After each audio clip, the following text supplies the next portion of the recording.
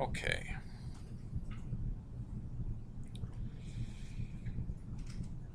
So I think what we're going to do is we'll use a similar starting place as what you did for your last challenge, which was we're going to scaffold up a model called the product, and this product's going to have a name, it's going to have a description, and it's going to have a price. I won't even bother with anything else. Just sort of bare essentials for what constitute a product. And we'll use scaffolding to build us not only the model, but to build the migration and the controller and the associated views all in one go.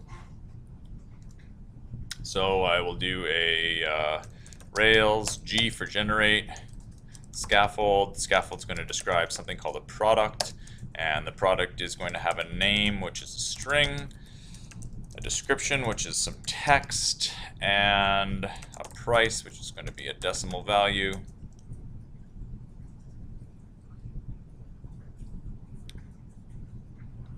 We'll let that run, creating our MVC bundle for us.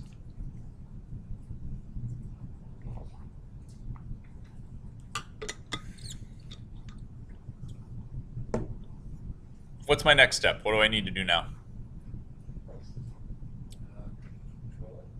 Controller's built. And yeah, the scaffolding has done a lot for me. So the scaffolding has built the model for me, it's built the controller for me, it's built the views for me. Can I just pull up my server now? Can I just go to localhost 3000/products? The server's running. The migration, that's the next step, right? Because if I try to go just to my products, it'll tell me that migrations are pending. Okay, so I can run those migrations. The migrations are required because the database table doesn't yet exist. So rake db migrate is what triggers the migration. There's one migration file right now. If I was to look in my really simple store folder, we would see one migration file, which describes the products table that should now exist, or at least will when this command finishes executing.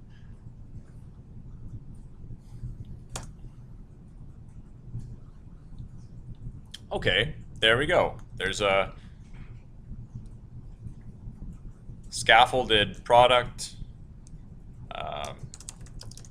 goat cheese.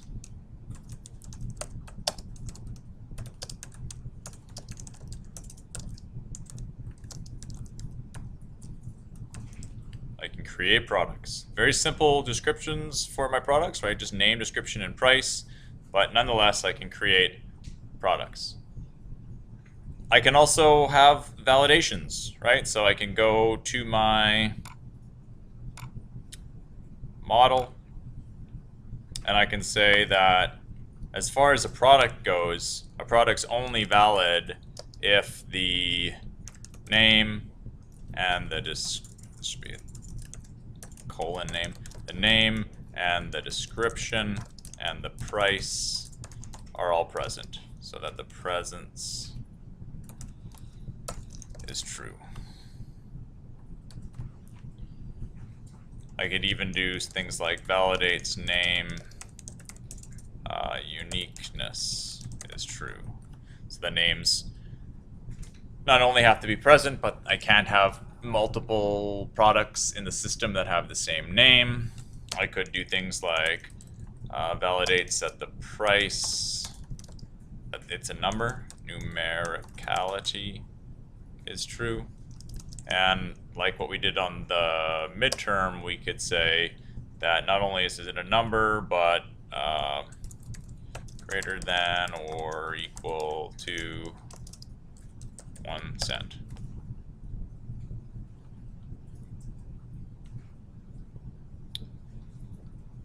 I think I've defined those all correctly. I should be able to test by simply going and trying to create a new product. So I'll come back to that, just make sure I haven't made any mistakes. And so I'll try to create an empty product. And it tells me that the name can't be blank, that the description can't be blank, the the price can't be blank and that the price must be a number. And so I could say like, oh, I want to also sell some bubble gum. You chew this weird plasticky stuff and it tastes like sugar. And if I try to make it like $0, I should get 1 validation fail, that the price must be greater than or equal to 1 penny. And so, say this is like 50-cent gum.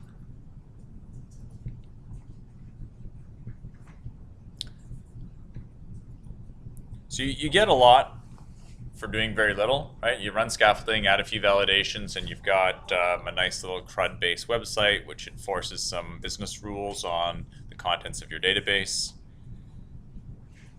What I want to spend some time looking at is some of the views that were generated for us for this product. One of them that I'd like to look at is this one here. This is the index view, and it's just, if we were to view source on it, we would see that it's building a table for us, which is probably not what we want in our final product. And we also have this show, which goes to an individual page to talk about a particular product. What I would like is I'd like to have a page that, similar to this, but maybe a formatted a little bit differently to display the information about this one particular product. And I'd like to be able to reuse that visual display, the same bit of HTML code that's going to be used to display an individual product. I'd like to be able to reuse that on the index page to show all the products, to get some duplication out of my code. So if I spend some time working on, for example, the HTML structure of what a product should be displayed like, I'd like to be able to reuse that here when I'm listing all of my products. The ability to create reusable chunks of ERB in Rails is called creating a partial. And one of the things that has been sort of automatically built for us when we ran our scaffolding is a partial. If you look at, when you go to the new link, you get a form. And if you view source on it, you can see, it's a form element. It has a div with a class of field that has a label and an input in it. One of the label and inputs is for the name. Another one's for the price. That's this one here. Another one's for the description. And then there's a submit button. That's this form here. There's also, if you go to the edit, a similar form. So if I go back and forth between the new and the edit form, you can see they're pretty darn similar. If we look in their associated views, if we look in the new view and the edit view,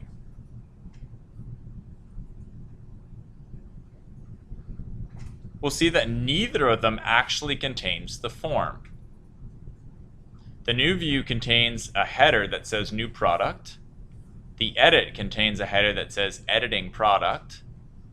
The new contains a link back to the index. Edit contains a link to this product's show page and one back to the index. And they both contain this statement here. Render form. What's happening here is we are rendering a partial. Because if we didn't have a partial, what would go here on line 3 and probably continue for a certain number of lines would be exactly the same as what would go in here, right? The two forms are identical.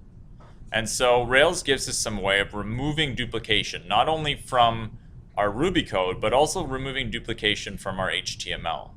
And if we looked in this folder, we would see this partial. All of our partials start with an underscore, and that's just to differentiate them from a regular old view that might be associated with a particular controller action. So you can see the views that are associated with controller actions are views like the index and the show and the edit and the new. But this underscore form, there's no action called underscore form. This is a partial. And it's a Rails convention to always name our partials with an underscore on them. And that partial is being loaded in both the new and the edit with the same command. We render a partial. We render the form. Render form. If we take a peek at what that form looks like, we see this. I don't want to get into the nitty-gritty details about how all of this is working, because you'll see that this form, a lot of it is built sort of programmatically.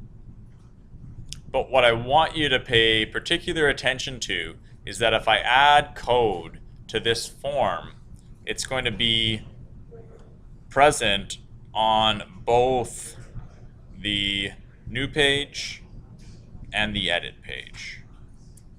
And so if I go back to it, and above the form itself, I just put, and this is just for the sake of example, I'm going to put a paragraph tag in here and say, this text should appear above the new and the edit form, and save it. We can go and reload this edit page, and we can see that text appear. We can reload the new page, and we can see that text appear. Does that mean when you reload the edit page, the text that you typed in still there? That's right. Yeah. So like even the modifications you made to it? Or no? No, but, oh wait, no, never mind. Because like just reloading it, it's editing a particular product, so it's bringing in that information by way of the database. Rails does do some handy stuff though. Like so, if you did do a bunch of modifications to this description and you wrote a bunch more here, but then you say failed validation over here, if you try to update that product, it gives you a chance to fix that validation error, but you don't lose the changes you made here, even though they don't actually persist to your database. So this wasn't saved to the database, but you don't need to rewrite it. So Rails sort of protects you in some ways there. That's nice. Go back to edit here and reload it. So you want to think about partials as being a way of removing duplication from your code, like a method for HTML. Later on, we're going to come back. Later on today, we're going to come back and we're going to look at how this form actually works and how it does what it does. But that's going to take us a bit away from what I first want to teach, which is just partials in and of themselves. So we've seen one example of a partial. You can have other partials. So you might find that you want to have, if I go into my layout, maybe you want to have a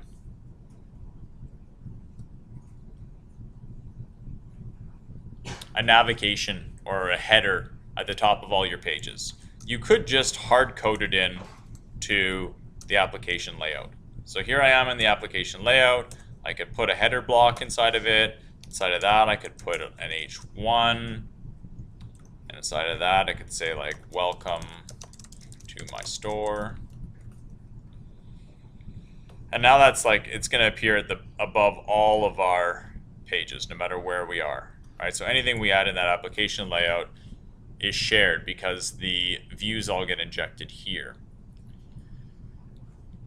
What you risk doing though is you risk ending up having a really, really large application layout file. If you're going to start using this as a place to stash all of your code that you want in every page, this file might grow really, really large, and it might even grow out of hand. Instead, it might be nice to be able to put that off in another file and call it like you would a method call, but to have it just load up HTML for you. So this isn't the most complicated bit of code, but I'm going to take it and I'm going to extract it off into a partial and render that partial here.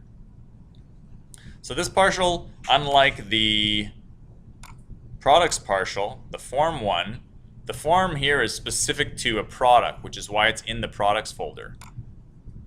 My header isn't specific to any particular controller.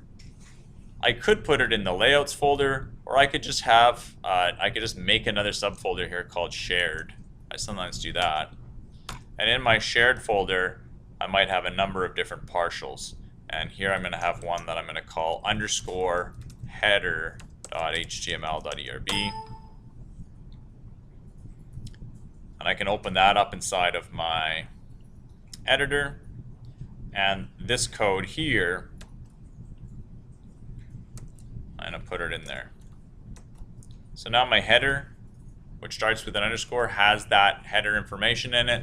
And then in my application, I'm going to do the same thing we did to load up the form partial.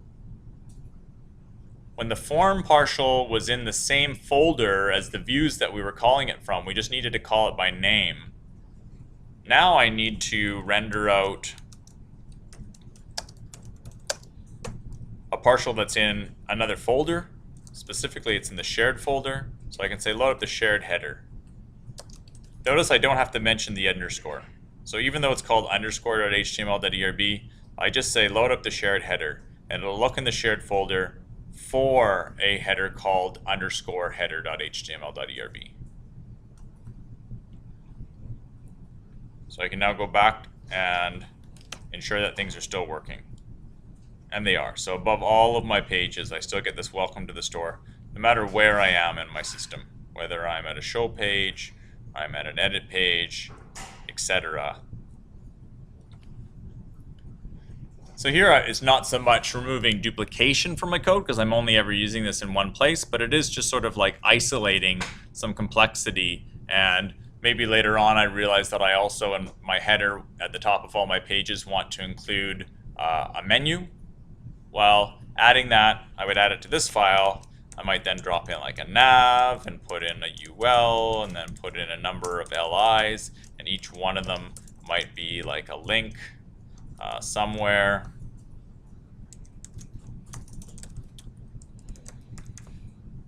And just for demonstration purposes, I'm just going to leave them all with the same contents linking nowhere. But again, we're not clouding up our layout file. Our layout file is nice and simple still. But now at the top of all of our pages, we're going to have not only this header, but this nav. It's not going to look pretty because I haven't styled it, but it's going to be there. It's going to be on any page that I go to.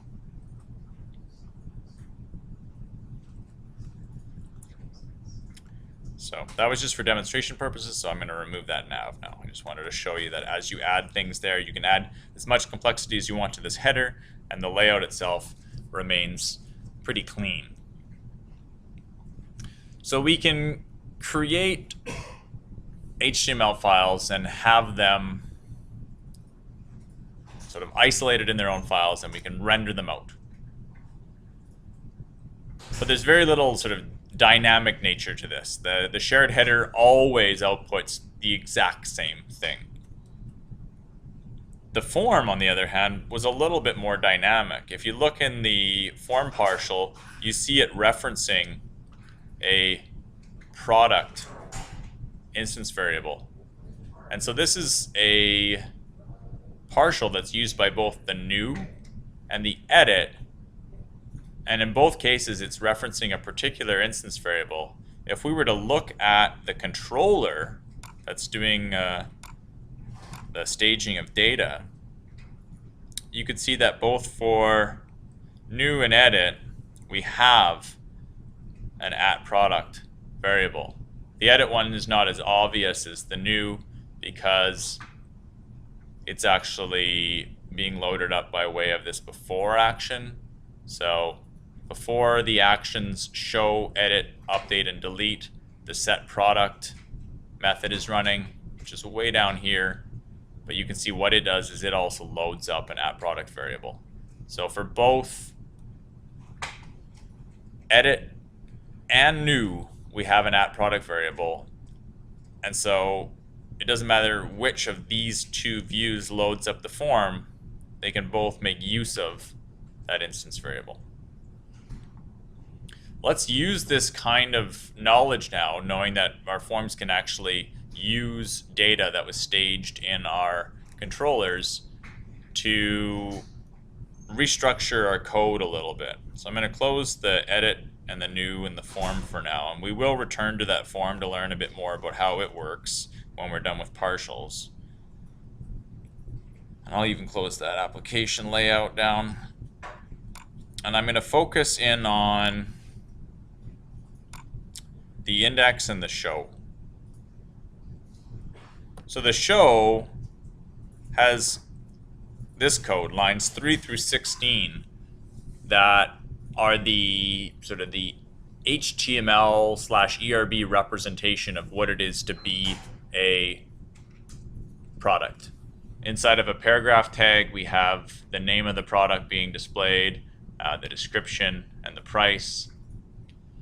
And in the index, we also have information about the products being displayed, but in a slightly different context inside of a table. And what I'd like to do is I'd like to sort of blow this table away and modify what's happening in the show here to sort of better display my product, and then reuse that code that has to do with the product in the index. So what I'd like for a product to look like, maybe I want to have something stylable, so maybe like a div. My web design skills are a little bit old school. I still sort of am fairly div reliant. I don't use so many of the newer HTML tags as I likely should. So got a little bit of divitis in my code at times. And so I'm going to have a div, and I'm going to give it a class of product so that we can add some styling to it. And there's going to close that div down there. And then here, instead of saying like strong name, I think just what I'll have is that maybe I'll have like an H2. And inside of that H2 is where the product's name will be displayed. The description will be below it, but I don't need to use the word description. And then the price, that's fine. I'd like to format it as a price. And so when we were writing our sort of our Ruby only code, we had that little currency method that formatted prices for us nicely. Rails has one, which I think is called number to currency. Here, I'm going to quickly look that up on the Rails API. api.rubyonrails.org, number to, yeah, that's it. Number to currency helper. So there's all these little helpers, like the link to helper we've seen, which was the helper that builds links for us. Well, the number to currency helper just nicely formats things as currency. So if you look like, I'll just zoom in here. If you throw out a really big number like this, it ends up formatting it sort of as a nice numeric value with commas in it and everything like that. So I can use that number to currency helper inside of my show here.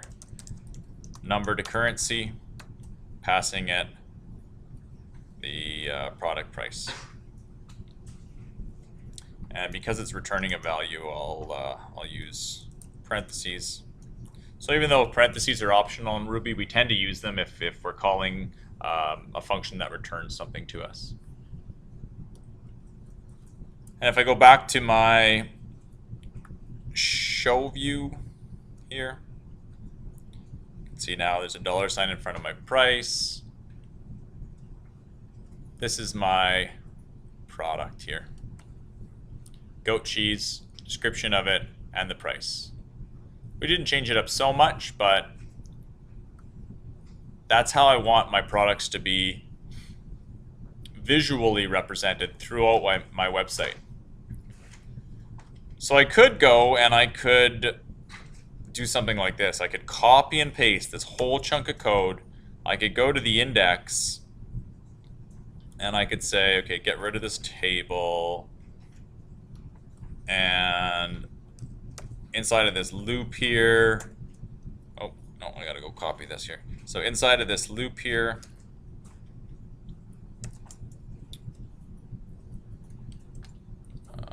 paste that. Well, you know, my pasting's not working.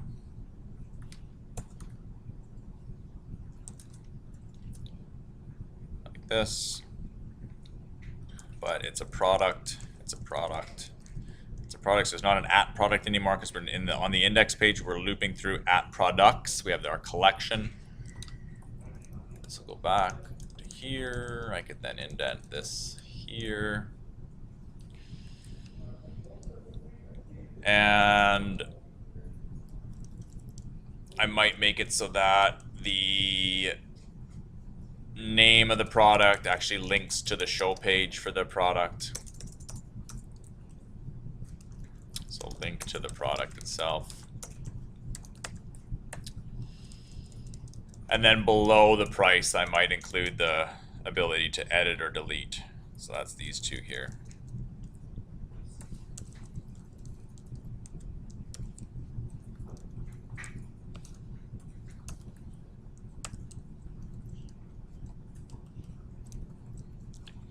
There's my edit link, there's my destroy link. I'll just put a dash between them. Now don't worry if you can't follow along too quickly, because I eventually will be erasing all of this, because this is not the most efficient way of doing it. So look what I've done. I now, in my show, I have a bunch of HTML that's displaying a product. In my index, I'm basically replicating much of that HTML is part of this loop, where I'm saying at products each product, and I'm displaying it again. So now this will still look the same. If I go back to my main index, it's like that same representation, right? So the goat cheese here looks pretty much like the goat cheese looks here. Edit back, where this has an edit and destroy in it. Still pretty similar. But that's it's not really what I want, right? I've got a big chunk of repetition happening. And anytime I need to sort of change things, I have to change them in multiple places. So if I want to use an H3 across my website for the names of my products, I'm going to have to change that in the show and in the index. This edit and destroy link, they're present on the index page, but on the show page, the edit's happening down here, and there is no destroy, so if I wanted to change that around, I'd have to do this, and I'd have to copy and paste these 4 lines, and then I have to paste them in here. So there's a lot of repetition that's occurring if I want to sort of manage these 2 different locations that are both sort of describing how a product should be displayed on my website.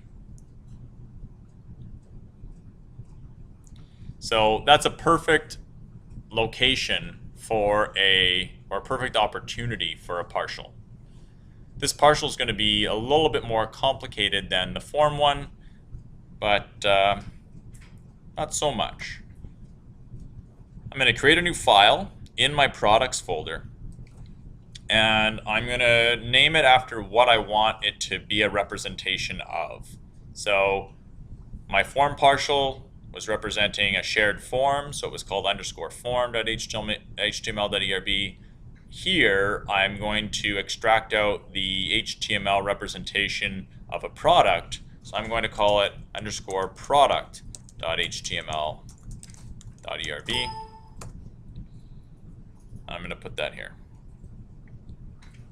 From my index here, I'm going to cut and paste into my product.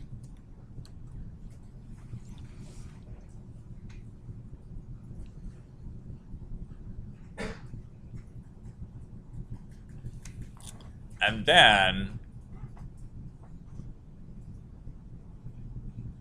from within this loop, I'm going to say render product.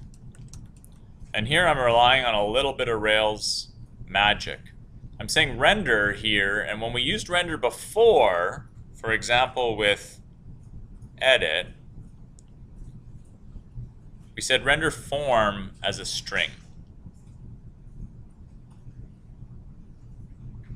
Here I'm saying render product, but product is actually this variable here. And the reason I'm doing this is because when you pass Rails an object to render, it's automatically going to look for a file or a partial of the same name with an underscore on it. So I pass it the product object, it's going to look for an underscore product.html.erb, and it's going to make available inside of that partial that same product variable.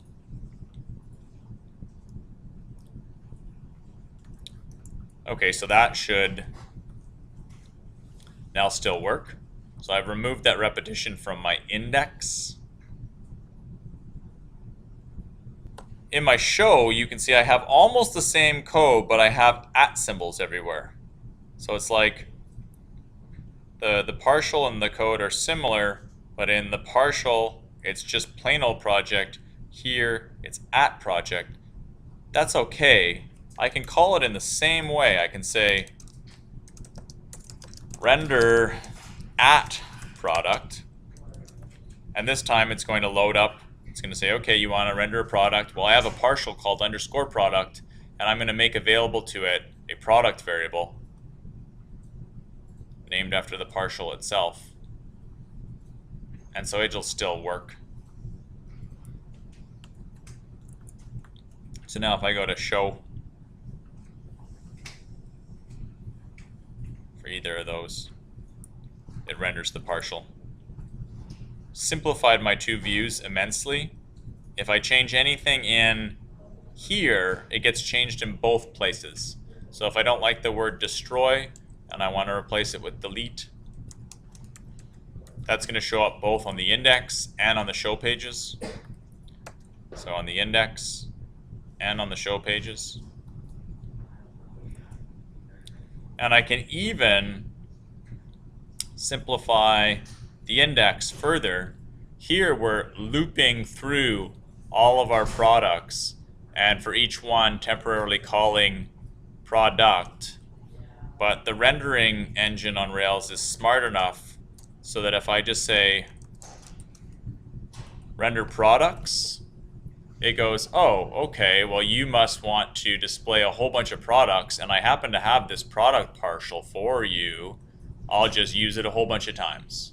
And so it'll automatically call or render this partial over and over again, once for each of the products in this collection. So now for rendering for the collection, I say render products, and for rendering for the member, I say render product. They both use the same partial. The shared code is now extracted.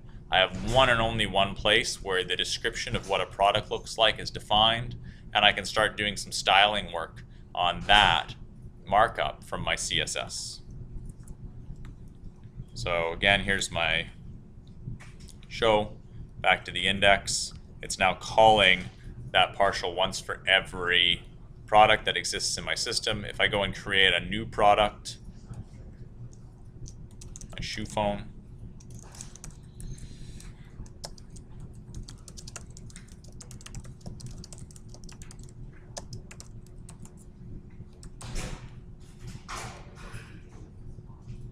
there's the show page, there's all the products on the index page. The index page has this one line in it, the show has this one line in it. So that's what partials are good for. They're for extracting or drying up your views, right? They're removing repetition. So when we talk about drying up our code or drying up our views, we're talking about don't repeat yourself. And so we're trying to even remove repetition in our HTML because it can be painful to have to edit changes in multiple places. If you can isolate them in one place, that's better. Any initial questions or comments on partials? Yeah. When you call for a partial, can you pass an argument too? Yes. Okay, so the question was, can you pass arguments to a partial? And you can by way of what's called locals. And so, what if I wanted to, Because in the show, Yeah. the link would be repeated in the title. So okay, perfect, that's a great example. So here, do we want a link or not, right? Because on the show page, you don't necessarily need this to be a link that just links back to the page you're on. But on the home page, you do. And so maybe in your partial, inside of your H2, you have something that looks like this, a little bit of ERB that says like if, like display link to show. So if we're supposed to display the link to the show, then do it. Else, just display the product name. That's what you were getting at? Okay, perfect. And yes, we can do this. So initially, here's my if else statement. If display, maybe it should be link to show. Display the link. Otherwise, don't. How do we get this variable into our partial from both places? It gets a little bit more complicated. So we can't rely as much on the magic anymore of just passing Rails either a collection or a member. We have to know how to use render in its fullest sense, which is this. We have to say render partial product. And in this case, we want it to be rendering for the collection products. And I will just stack these one below each other. Passing in the locals, and then here we define a hash of all the local variables that we wish to pass into our partial. And so the local variable was called display link to show. So here I'd say display link to show and set it to true. I basically set up a hash with key value pairs. All the keys end up becoming variables in my partial with the values of their values. And so when I also use this from my show, again, I can't just simply say render product anymore. That's just the super simple way of handling it. I'd say render the partial product for the object product. And this time, my locals command is going to be a little bit different.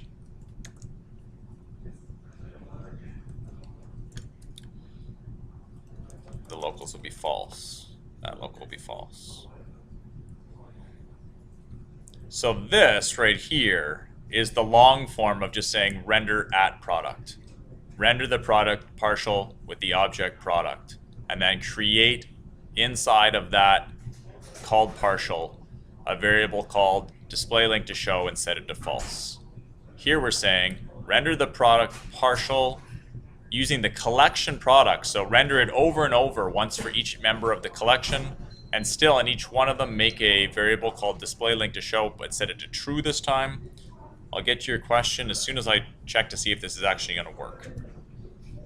So here it is on the index, and there it is on the show. This isn't a link anymore. Great example. Thank you for bringing that up. Matt, did you have a question as well? Just to clarify, locals are a hash of variables like for that particular case, right? Yes, so the locals are a hash that are describing the local variables that you want to make accessible to this partial. So any key value pair that you put in here ends up being part of that, the scope of that partial. So if I, just to create another one, I could put a comma here, and I could say, I don't know, some display string is wat, like that. And so on the index page, I'm saying the display string is watt. On the show page, I'll say it's watt. And then inside of the partial, I can have like a display string variable now that I make use of.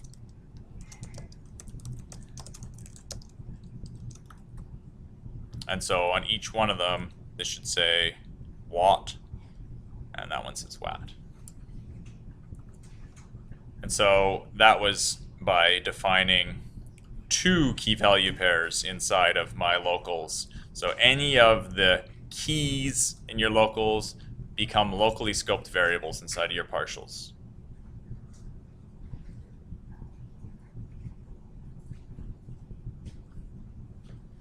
I'll remove that though, because it's silly.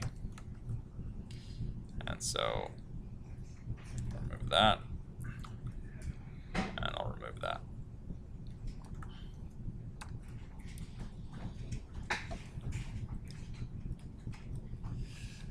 And so that's another sort of example of how with Rails there's always many ways to do things.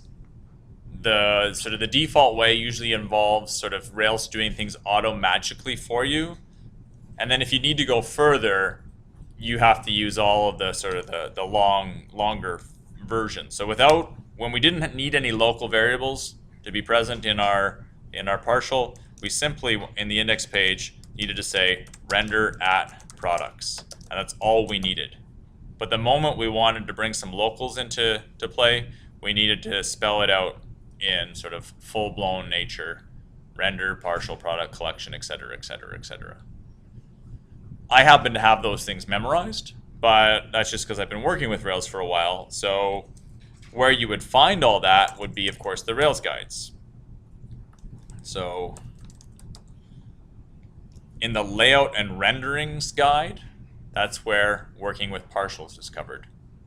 And so if you go to the layout and renderings guide and you look on the left-hand side, or sorry, the right-hand side, there's a whole section on using partials. And it talks about things like calling them just by way of a string, having them in a subfolder like I did today for my shared partial, using partials to simplify views,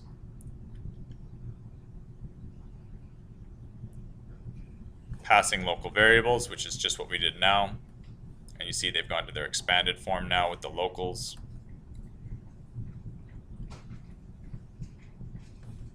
Rendering collections. So it's all covered in there,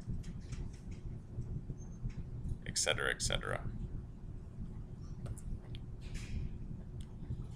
And so I'll remove that. Okay, so I haven't been updating Git, but that's okay. I'll just take a moment to do this. We now have a partial for product display.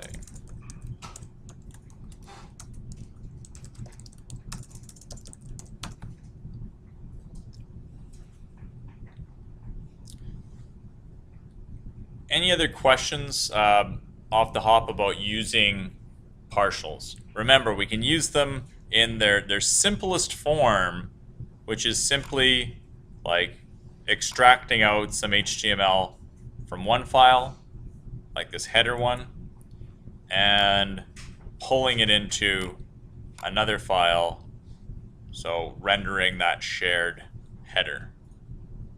No code, no locals, no nothing, just sort of grabbing some HTML, shuffling it off into a set location, and pulling it in by using the render command. And then what we can do with partials can get more and more complex depending on if they need to work with local variables, if they need to work with particular active record objects, and whether or not we want to render them for members or collections. Members or collections. Okay, so that's all I really wanted to discuss as far as partials go. And so I think I'll stop the screencast here and we can at least take a short break.